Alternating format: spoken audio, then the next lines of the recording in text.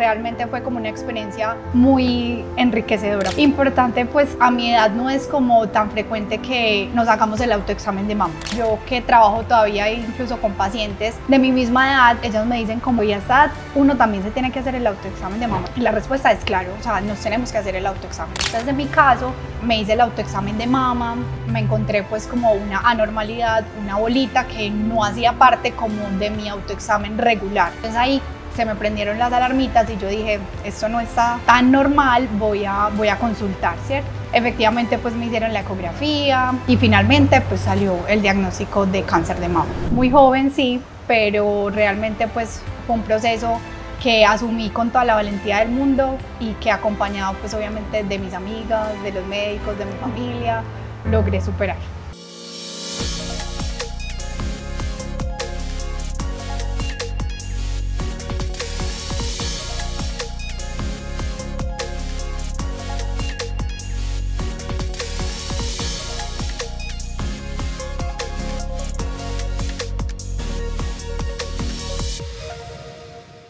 Durante todos estos días hemos tenido varios temas y hemos conversado mucho acerca de la experiencia a través del cáncer de mama, así como también hemos podido conversar sobre las situaciones relacionadas con los duelos y con las emociones. En el día de hoy, y muy afortunados nos sentimos, contamos con la presencia de María Camila Jaramillo, que es médico, que es amiga y que es una sobreviviente del cáncer de mama. Ha superado todas estas situaciones con mucha entereza y con nuestra admiración. Y también estamos con Carolina López, que es colega, que es mi amiga y tengo la fortuna de trabajar con Caro como una médico de soporte que ayuda y acompaña nuestra consulta en una institución. Carolina es la directora de una empresa llamada Duelo Sin Filtro que ha ido creando y que en este momento pues esperamos que también nos presente el día de hoy. Bienvenidas. Muchas gracias. Bueno, básicamente me encantaría pues que compartiéramos las experiencias que han tenido a través de toda esta vivencia. Tú, Mari, ¿qué nos quieres contar? Sí. Bueno, en mi caso es pues personal. Yo padecí cáncer a mis 27 años, que en realidad pues es una edad muy joven para un diagnóstico de cáncer de mama, pero realmente fue como una experiencia muy enriquecedora, por decirlo así, ¿cierto? Importante pues como, digamos que a mi edad no es como tan frecuente que nos hagamos el autoexamen de mama, ¿cierto? O sea, yo que trabajo todavía incluso con pacientes de mi misma edad, ellos me dicen como, pero ya está, uno también se tiene que hacer el autoexamen de mama, es una pregunta súper común.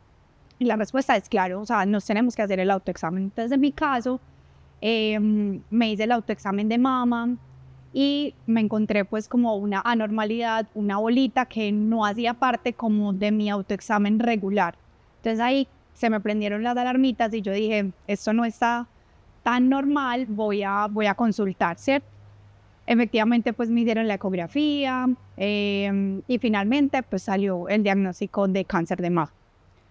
Muy joven sí, pero realmente pues fue un proceso que asumí con toda la valentía del mundo y que acompañado pues obviamente de mis amigas, de los médicos, de mi familia, logré superar. Acompañada de tu familia, acompañada de tu mamá, recuerdo mucho a tu mamá. A mí siempre me impactó mucho tu caso, porque es que es verdad, es que eso no fue hace mucho y tú llegaste muy chiquita. Pues es que además que tú te ves tan joven y yo pues cuando viniste con tu mamá pensé pues que quien tenía el problema era tu mamá y siempre me impactó mucho. De verdad que para ella un abrazo muy especial. Ya estamos haciendo gestiones para tenerla pronto con nosotros y con la abuela de Caro. Y que incluso un dato curioso de ese diagnóstico es que el diagnóstico se lo hicieron un 8 de marzo, Día de la Mujer. Sí. Entonces eso para nosotros, hablo de nosotros porque también me permite, pues Cami me dejó acompañarla en ese proceso de enfermedad como amiga y además la mamá se apoyó mucho en mí o la familia se apoyó mucho en mí como médica porque Cami en ese momento claramente dejó de ser médica para convertirse en paciente. Entonces, pues fue un proceso como de mucha conexión y eso fue maravilloso. Eso creo que ha sido un regalo para todos. Para todos. De ahí yo quisiera tomar varios elementos. El primero es que tú dices, yo me toqué algo que no sentí normal. ¿Qué es algo que no es normal? Entonces, digamos que cuando uno se hace el autoexamen mes a mes, ¿cierto? Uno se aprende a conocer también su tejido, su cuerpo. Entonces, sentí como un abultamiento, como una masita que había en el tejido, ¿cierto?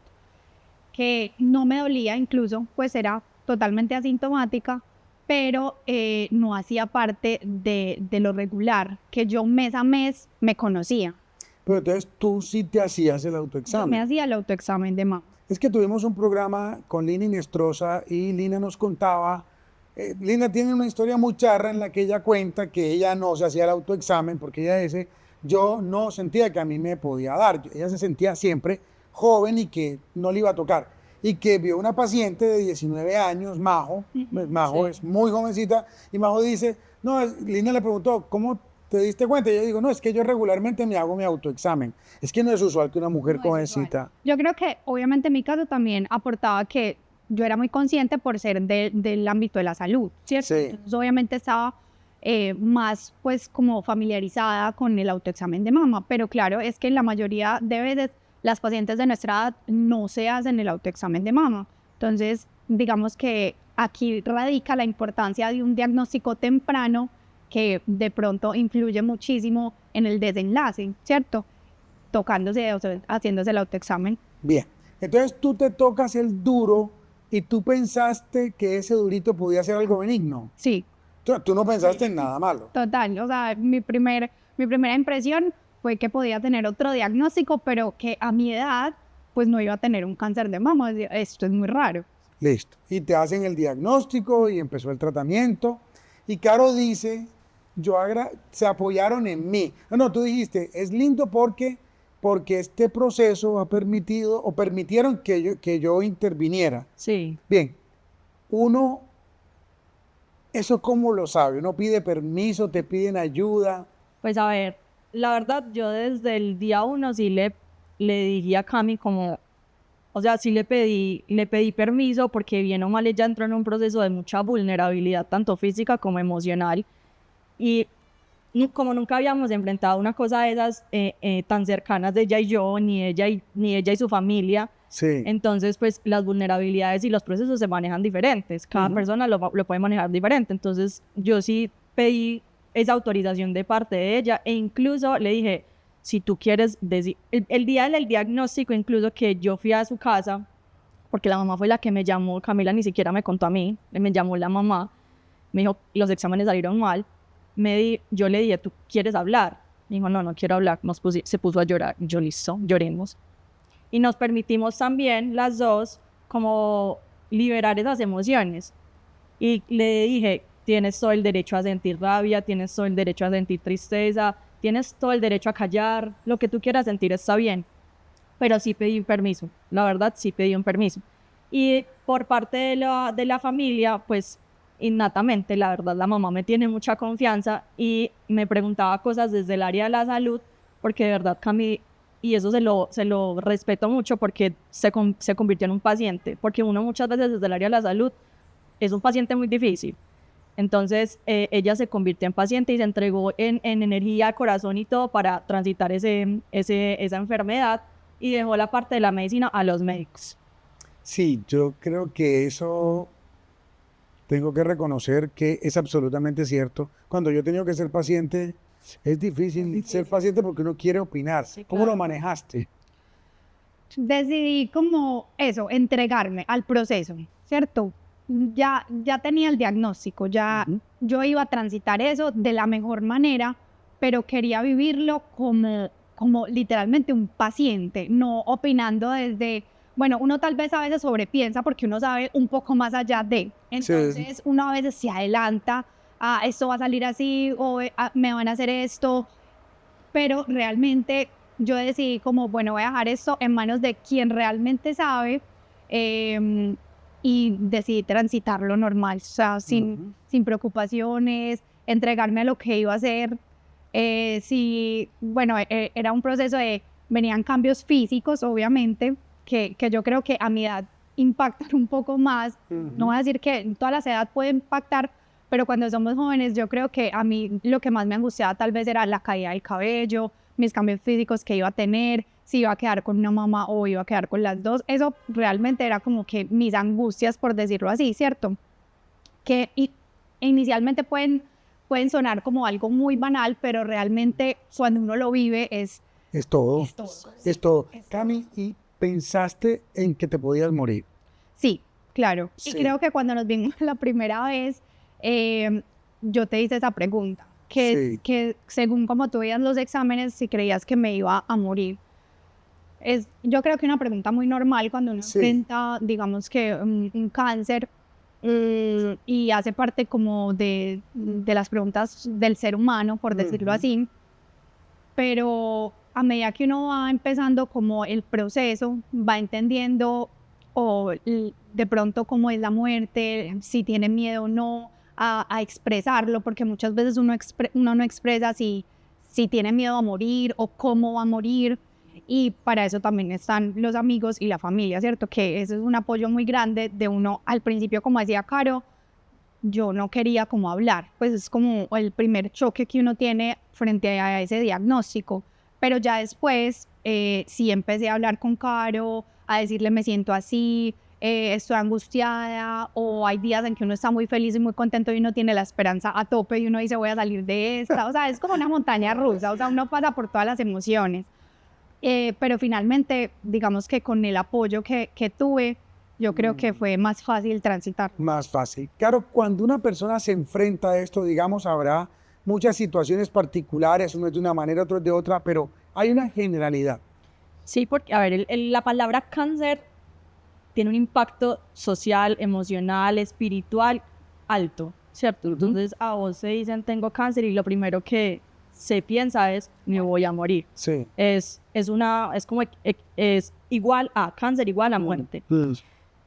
Lo que invita al cáncer, y es lo que he visto como en los pacientes que he acompañado y a nivel personal también lo he vivido acompañando desde el lado familiar, pacientes, pues a personas como Camila, mi mamá, mi abuelita, es como que se genera esa pregunta existencial de, es que me puedo morir, ¿cierto? Uno, hasta que no se enfrenta a procesos como a procesos retadores que le quiten a uno quizá la vida, no se hace esas preguntas, ¿cierto?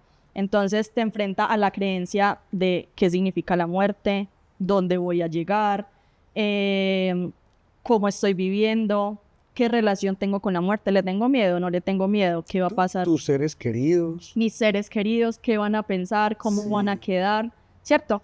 Entonces, las personas sí se enfrentan a esa pregunta inicialmente. Y después de transitar esa pregunta, que hay veces las personas no lo hacen por miedo, prefieren decir no voy a pensar en eso, por miedo, en realidad es por miedo, que deberían transitarla, pues empiezan como todas esas preguntas secundarias alrededor de la enfermedad, ¿cierto? Uno muchas veces no es consciente de la salud que tiene hasta que la pierde. Sí, claro, qué cosa tan triste. Eso es otro duelo que se vive en el proceso, es el duelo salud de enfermedad. No es consciente de que la puede perder, ¿cierto? El duelo de la parte física. Entonces era lo que decía Cami ahorita, las mujeres, el pelo, o algunos hombres también, eso puede ser un complejo, ¿cierto? Voy a perder una parte de mi cuerpo, eso también afecta. Hay duelos, digamos, secundarios que, por ejemplo, hay pérdida de roles. Una mujer que es quizá cabeza de familia, le dio cáncer, tiene que dejar de trabajar, no tiene las fuerzas, hay una disminución en la calidad económica. Entonces mira que detrás de un solo diagnóstico hay un montón de situaciones que se ven afectadas y uno no se imagina toda esa dimensión que puede haber detrás de una sola enfermedad. Sí, y eso que dice Cami, de que a veces tenía la esperanza a tope, o sea, esos sube y bajas, Sí. Eso es normal también. Es normal porque hay días como con más energía que otros, y puede ir desde lo físico como desde lo emocional.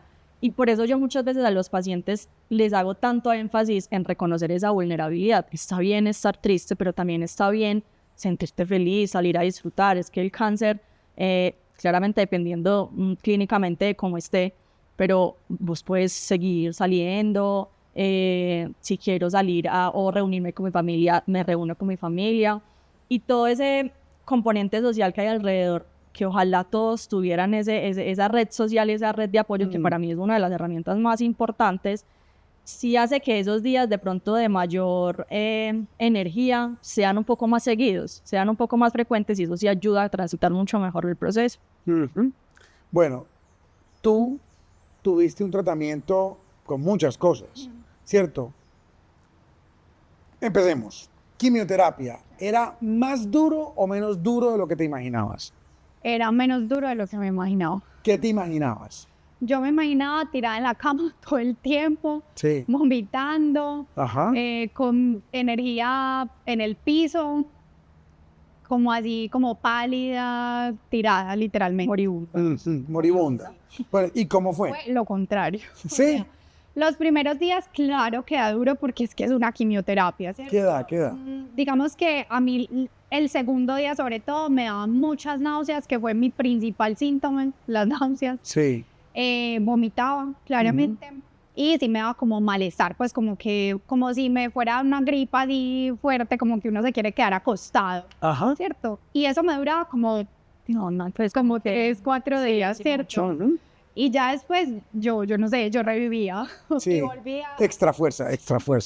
Yo no sé, entonces recibía visitas, me puse a estudiar, estudié un curso de medicina integrativa, leía, salía cuando podía salir claramente, me reunía con mis amigas, o sea, cada mes yo tenía reunión con mis amigas, o sea, eso sí fue el apoyo más grande del planeta. Hacíamos puros planes, digamos, que yo tenía antojo, no sé qué, vamos al antojo, no sé qué, o sea, de todo.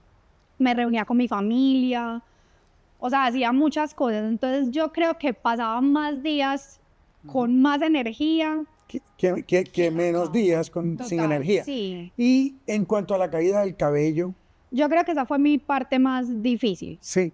Sí. Ah, muy linda, calva. Gracias. Entonces, yo le digo a muchas mujeres, ¿cierto? Es que cómo quedan de lindas. Cami estaba hermosa, ella que es tan linda, pero calva estaba muy linda. Pero eso debe ser muy duro. Es muy duro, sí. Realmente creo que fue en los procesos que más duro me dio, que más vulnerable me sentí y al que más miedo le tenía. Que yo le decía a Caro incluso como que peleé mucho tiempo con la respuesta de que la gente me preguntaba, porque es una pregunta muy común, como qué fue las cosas más duras del cáncer. Y yo al principio decía, ay no, qué pena responder la caída del cabello. Pero yo creo que es muy frecuente. No es muy frecuente, Porque yo lo Cami. sentía Muy válido. pero yo lo sentía como superficial, o sea, ¿sí me entiendes? Sí, claro. Como que yo decía, ay, qué pena responder eso sabiendo todas las cosas que implica un cáncer. Y yo decir que una de las cosas más duras era como la caída del cabello. Y ya después, en realidad, me amigué demasiado con mi respuesta. O sea, lo fui analizando y yo decía, claro, es que no todas sentimos el cáncer de la misma manera y no todas nos afecta de la misma manera. Eso, para una persona tal vez, y lo hablaba porque en la sala de quimioterapia tenía claramente un gente muchísimo más grande que yo, o sea, yo era la niña de la sala.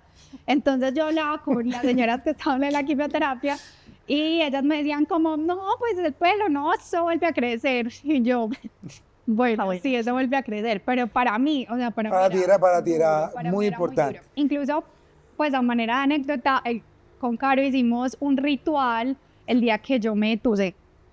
Fue como que ya la caída era tan abundante, o sea, aparte que yo no sé si te acuerdas, yo tenía el pelo muy largo. Sí. Lo fui cortando progresivamente hasta que ya se me cayó tanto que yo dije, bueno, aquí fue. ¿Eso fue en qué quimioterapia, qué número? Como en la segunda. Como en la Pues segunda. ya iba para la tercera. Ah, sí, exacto. Entre la segunda y la tercera es cuando se cae mucho. Sí. Ajá. Caro, yo te quiero preguntar algo. Ella tuvo, fíjate que tenemos eso cuando hacemos consulta tú y yo, le preguntamos a las pacientes, ¿usted qué piensa de la quimioterapia? Y todas te cuentan eso que tú contaste y peor. Y realmente vienen y dicen como que no fue tanto. Y entonces, digamos que ahí es frecuente que eso ocurra y que ojalá quienes te estén viendo y que ojalá que quienes te estén viendo nunca tengan que pasar por ese proceso. Si algún día lo tuvieran que vivir, sepan que se supera fácil. Pero en cuanto a la caída del cabello, uno, ¿qué le dice a alguien cuando se está tusando con uno ahí al lado? Yo pienso que esto es otra pérdida. O ¿cierto? Sí, claro. Y como pérdida se tiene que tratar como algo que ya no va a estar, por lo menos temporal, ¿cierto? Entonces quiero reconocerlo, que es una realidad. O sea, hay un diagnóstico y el cáncer se trata como lo que es, un cáncer. Yo siempre les digo a las pacientes, es que no es que tenga un bichito, no, se trata como es y se nombra como es. Porque si uno no nombra las cosas como son, no se hace cargo del proceso, ¿cierto? Ok. Entonces, tienes una enfermedad, hay un tratamiento que afortunadamente es un tratamiento que avalado por la ciencia es lo que te va a aliviar. Que trae unas consecuencias adicionales, que es la caída del cabello. Ahora, esa caída del cabello es una realidad y que sigue de ahí es comprender y aceptar esa nueva realidad, que esa nueva realidad es temporal, uno. No decirlo como, tranquila que se va a crecer, porque eso suena a cantaleta, eso da rabia, es que eso suena como, es que tú no me entiendes porque tú no estás pasando por esto. La peor frase. Esa es la peor frase, mira que entra maluco, les da rabia, entonces no, sino que entender que hace parte del proceso, que es temporal, que hay que buscar como las alternativas para que durante el proceso, mientras sea temporal, no pierdas la conexión con tu feminidad, porque para las mujeres el cabello es una conexión con que somos mujeres.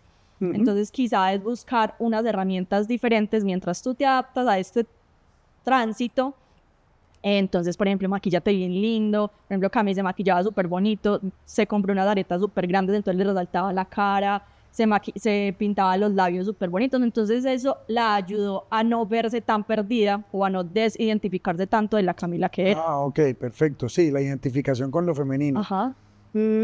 ¿Y tú qué te ponías en la cabeza? Nada. Nada.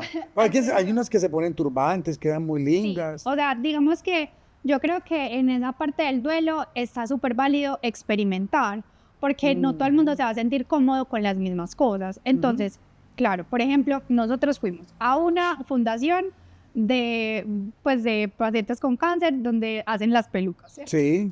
Fuimos a comprar una peluca. O sea, hicimos shopping de peluca. El día que yo me tuse. ¿Es fácil conseguir una peluca? Depende. Depende, sí. O sea, hay opción, pues. Sí, hay mercado para eso. Sí. Fuimos. El día que yo me tuse, hicimos el ritual, dejamos el pelito ahí y luego nos fuimos de shopping. Ajá. Se fue calva. Calva, me fui. Te fuiste calva. Sí. Y Dame un segundito, perdón. ¿Tú te tusaste con qué? con una máquina. Así, cierto. ¿Y los cañoncitos? ¿No te quedaron? No, todo eso se viene. Quedé así como. Así como yo. Hijo de madre, sí. Pues porque también busco una persona, porque es que todo... Una persona te ayudó. Sí, una persona me ayudó. Una persona que le ayudó porque precisamente desde el conocimiento no sabíamos si lo hacíamos mal, si después iba a impactar en el crecimiento del cabello después. Ah, ok. ¿Y qué les dijeron? Entonces ella, pues experta en peluquería, Ajá. entonces prefirió Cami como guiarse de esa persona, entonces... ¡Qué susto! Porque yo le dije, yo la rapo. Pero me da Yo la rapo, no, hasta allá Pero tampoco. me da susto, porque no, yo sí. Usted manéjeme el duelo, pero no me tuse. Pero yo sí, pero después dijimos, no, hagámoslo bien porque después que crezca un pelo bonito. Entonces sí nos apoyamos de una persona. Bueno, y entonces se fueron de shopping. ¿Y qué compraste ahí? ¿La peluca? Nos fuimos a buscar la peluca, ¿cierto? Yo me sentía súper rara. O sea, yo decía, no, esa no soy yo, ¿qué es esto? Sin embargo, la compré porque yo sentía que el pelo también hacía parte de mi identidad. Sí, Entonces, claro. obviamente era como esa herramienta que tal vez yo pensaba, ay, tengo este evento, tengo una graduación, tengo un bautizo, y yo decía, yo no quiero salir así en las fotos. Pues yo no Las quiero fotos, que ¿cierto? quede Las fotos. como el recuerdo así, ¿cierto? Yo pensaba eso. Entonces yo dije, no, yo me voy a comprar la peluca. Sí. Y también compré pañoletas, me regalaron pañoletas, moños, bueno, un montón de cosas. Entonces las pañoletas no me acomodé. Por eso digo que es bueno experimentar, Sí. porque no todo el mundo se va a sentir cómodo. Entonces las pañoletas, por ejemplo, nunca me puse, nunca me gustaron, no me sentía como No era lo acorde tuyo, a mi no era lo tuyo. personalidad, no iba conmigo. La gran mayoría del tiempo estuve así, calva. Pues yo salía para todo lado calva. Y en los eventos importantes Sí. me ponía la peluca. ¿cierto? Entonces... Así te la finalmente, ponías, tú sí te la ponías. Sí, Esa peluca hay que lavarla, sí, eso tiene unos tratamientos. cepillarlo. Tiene unos tratamientos específicos, claro, pues porque hay unas sintéticas y hay otros de pelo ¿Tú tenías cuál? natural. Yo tenía una combinada. De pelo, pues tenía miti. Ah, ok. Tenía partes sintéticas y otras partes naturales. Sí. Entonces, sí, hay que tenerle un mantenimiento, había que bañarla Sí. con champú, bueno, había que hacerle un montón de cosas. Y pues el mantenimiento normal de la peluca. Y sí me la ponía para eventos importantes. Entonces, por ejemplo, tengo una hijada y tuve un bautizo, pues yo era la madrina, o soy la madrina, y pues para ese bautizo no me quería que las fotos para ella fueran un recuerdo de pues yo ahí calva, ¿cierto? Entonces yo dije, es el momento para ponerlo. Entonces en ese evento me la puse. Pero habían, la gran mayoría de tiempo, cuando yo salía pues al centro comercial o a comer, yo salía sin peluca. Salías al natural. Y la peluca, la verdad, las de ahora es increíble. O sea, eso es como El si otro fuera día de me verdad. engañó una paciente. El otro día una paciente me engañó. Yo le dije, pero estás en quimio. Sí. Y me dijo, sí. Le pregunté por el pelo y me mostró y me engañó. No, es que ahora, las de ahora, porque yo tuve la experiencia de comprar también con mi mamá cuando ella tuvo su cáncer, y pues sí se veía más peluca. Sí. Las de ahorita entonces tienen como una mallita aquí Sí. que simulan el cuero cabelludo, entonces se Ajá. pueden hacer peinados y se parten pues el caminito. Entonces eso genera más identidad y no se sienten como tan diferentes pues como a la vista del otro. Pues, pero dan calor. Da calor, pero no, pues no tanto. No tanto. No. O sea, con esa nueva tecnología que tienen, a mí no me parece que daban tanto calor, ni me picaban, que es también otra Eso. pregunta súper común. Me molestaba incluso más, por ejemplo, me la puse una vez cuando ya me estaba creciendo el pelo, y ya me molestaba más. En cambio, así, tu cita no me molestaba, ni me picaba, ni me molestaba. Creo que es como la tecnología que ahora tienen, y lo que dice Caro, uno las puede partir como quiera, le puede hacer el peinado que uno quiere, la gente ni siquiera se da cuenta. Bueno, entonces ahí tenemos, superaste tus quimios, el tema del cabello fue impactante. ¿Qué otras cosas dan que te hacen vivir esto con esa intensidad del momento? No, yo creo que es como los primeros días, los síntomas. Con la comida. Bueno, de pronto, de la comida, yo perdí como, se altera el sabor. Sí, de el gusto. Sí, el gusto. Entonces, por ejemplo, me daban, bueno, ahora le tengo como un poco de fastidio a algunas comidas porque me las daban mucho cuando estaba en quimioterapia. ¿Cómo qué? Entonces, por ejemplo, el hígado, Ay, hígado, te daban hígado. Es que para que cogieras fuerza. para el hierro. La de hierro, sí. Me daban hígado, ahora no lo quiero ver. No te gusta mucho.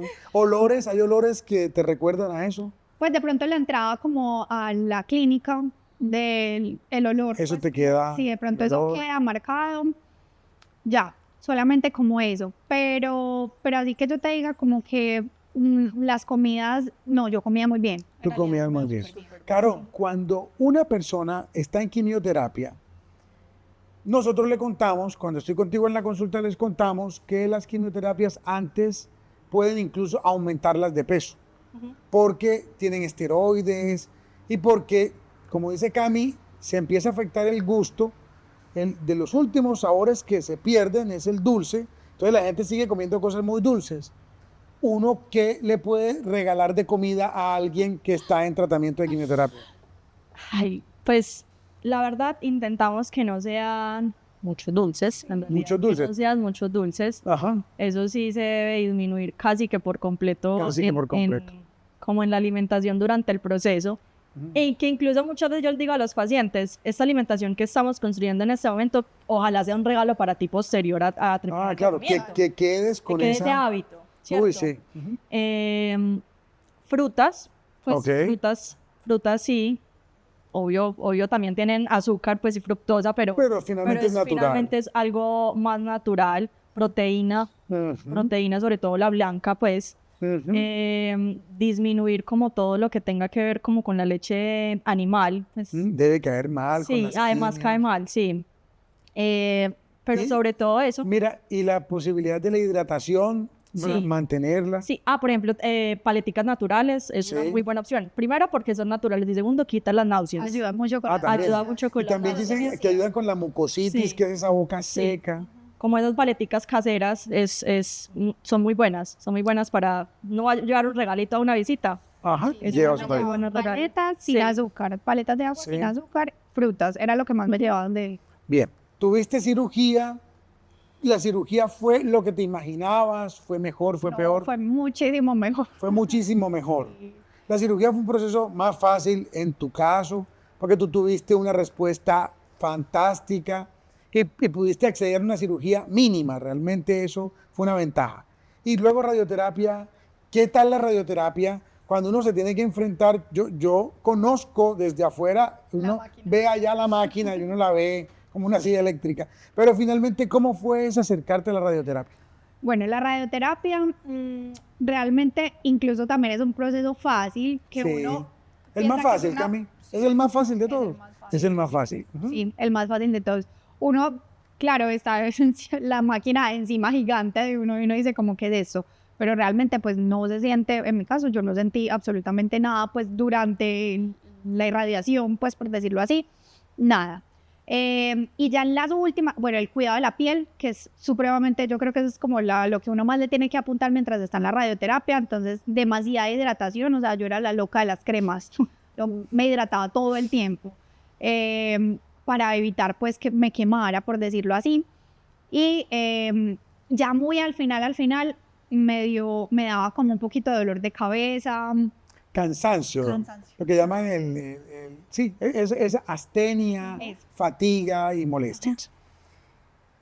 En tu casa, Caro, hay antecedentes de cáncer de mama. Sí.